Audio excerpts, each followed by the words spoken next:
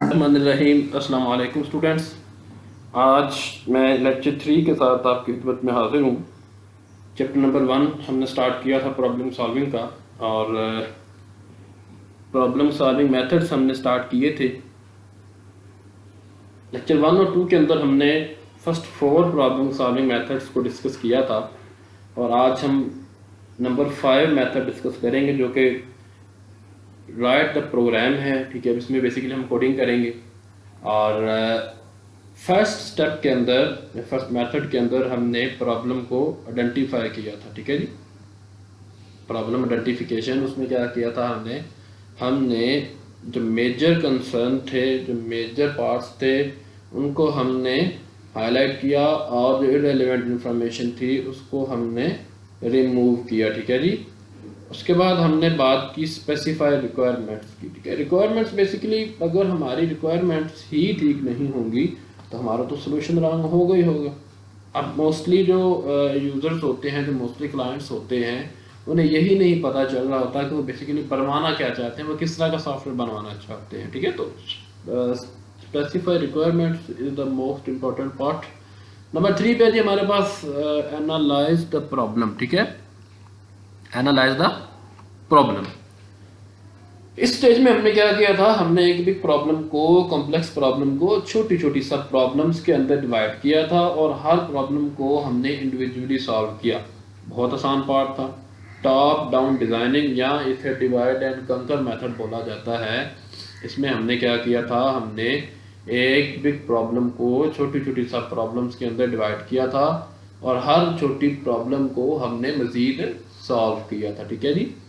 Number 4 में हमने algorithm design किया, और एल्गोरिदम डिज़ाइन करने के बाद उसको फ्लो चार्ट में कन्वर्ट किया। एल्गोरिदम क्या था? Algorithm basically finite set of steps थे जिनको हम फॉलो करें तो हम किसी न किसी सोल्यूशन की तरफ बढ़ते हैं। ठीक है, algorithm is a finite set of steps, if we follow we complete a task and get solution. ठीक है जी।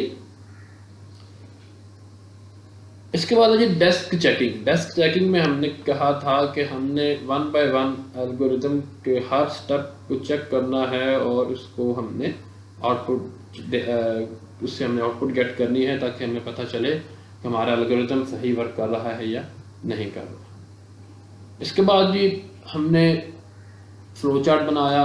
फ्लो चार्ट बेसिकली क्या है? Flow chart is the pictorial representation of N algorithm. किसी भी एल्गोरिदम को बजरिया तस्वीरी इजहार करना आपका फ्लो चार्ट कहलाता है। अब स्टेज है कि जी हमने एल्गोरिदम डिज़ाइन किया, एक सोल्यूशन प्रपोज किया, सोल्यूशन को हमने एक तस्वीर की शक्ल दी, अब उसे हमने प्रोग्राम में कन्वर्ट करना है। उसे हमने क्या करना है? प्रोग्राम में कन्वर्ट करना है।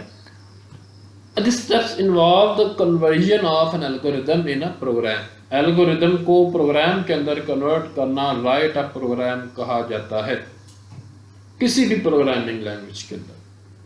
अगर मैं सी शार्प के अंदर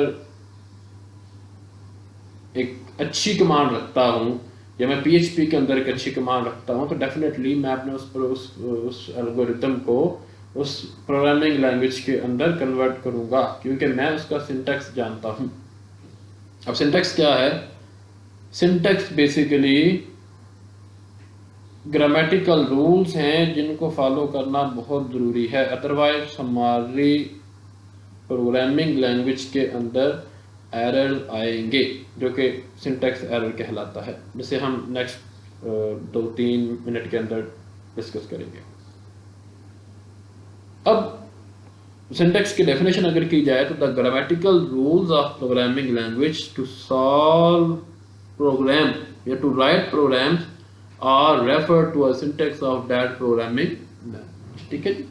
हम ABC लिखते हैं, हम अलिफ बे जीम लिखते हैं, हम 1 2 3 लिखते हैं, तो डेफिनेटली उसका कोई सिंटैक्स है, रूल्स एंड रेगुलेशंस हैं। ठीक है, जिनको फॉलो करना हमारे लिए बहुत ज़रूरी है। नंबर 6 पे हमारे पास मेथड है जी test and debug the programme.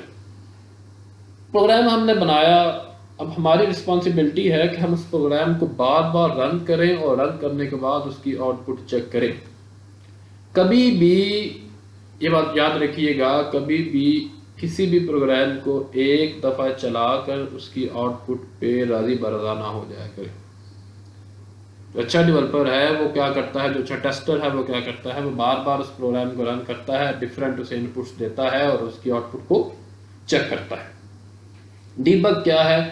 Debug से पहले बग डिफाइन करूंगा। बग बेसिकली एरर्स हैं और the process of finding and removing errors from program is called debugging.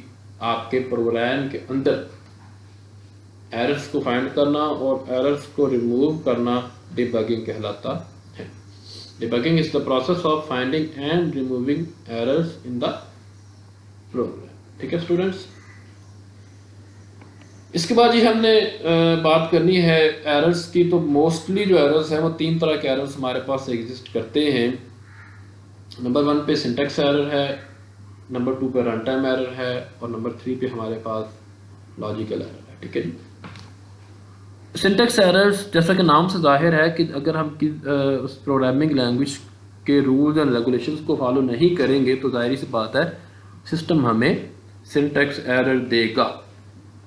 A syntax error occur when the program violates one or more grammatical rules। grammatical rules की बात है, syntax error है basic, यानी कि हमने बात की थी कि हमने syntax के अंदर grammatical rules को फॉलो करना होता है जिस प्रोग्रामिंग लैंग्वेज के अंदर हम प्रोग्राम लिख रहे होते हैं। These errors are detected at compile time in when the translator attempts to translate a program। ठीक है, जब ट्रांसलेटर जो है वो ट्रांसलेट कर रहा होता है, जब कंपाइल कर रहा होता है तो तब जो है वो ये एरर डिटेक्ट होते हैं। These can be many reason. For example एक एग्जांपल सुने, तो उसने कहा कि जी हम टाइप करना चाहते थे प्रिंट, हमने टाइप कर दिया प्रिंट, डेफिनेटली एरर है क्योंकि PINT का तो कोई किसी किस्म का लॉजिक बनता ही नहीं है। प्रिंट तो बात समझ में आती है, ठीक है, लेकिन PINT जो है वो definitely such a typing error and also called a syntax error। Number 2 की हम बात करेंगे रन टाइम एरर की। ठीक है जी, रन टाइम एरर क्या है? बेसिकली जिसमें हम कुछ इलीगल ऑपरेशंस परफॉर्म करने की कोशिश करते हैं, जैसा कि हम किसी भी नंबर को 0 से डिवाइड करें, तो दिस इज इम्पॉसिबल। ठीक है, run time error occurs when the program directs the computer to perform an illegal operation such as dividing a number by 0। Runtime errors are detected and displayed by the computer during the execution। जब program execute हो रहा होता है, जब program run हो रहा होता है, जब प्रोग्राम प्रोसेस कर रहा होता है, तब जो है वो रन टाइम एरर हमें डिस्प्ले होता है। When runtime error occur, the computer will stop execution of the program। जहाँ पे उसे रन टाइम एरर मिलेगा वहाँ पे प्रोग्राम जो है, वहाँ पे कंप्यूटर जो है वो आपकी एग्जीक्यूशन को रोक कर आपको एक मैसेज डिलीवर करेगा। ठीक है, जो कि हमें हेल्प करता है हम उस एरर को लोकेट करें और उसको करेक्ट करने की कोशिश करें। ठीक है स्टूडेंट्स, आज हम यहाँ तक ही रखेंगे। ठीक है, test and debug the program आज हमने देखा, आज हमने राइट द प्रोग्राम देखा। बहुत शुक्रिया। कोई भी आपको क्वेश्चन हो तो करनी आप कमेंट कर दिया करें। शुक्रिया।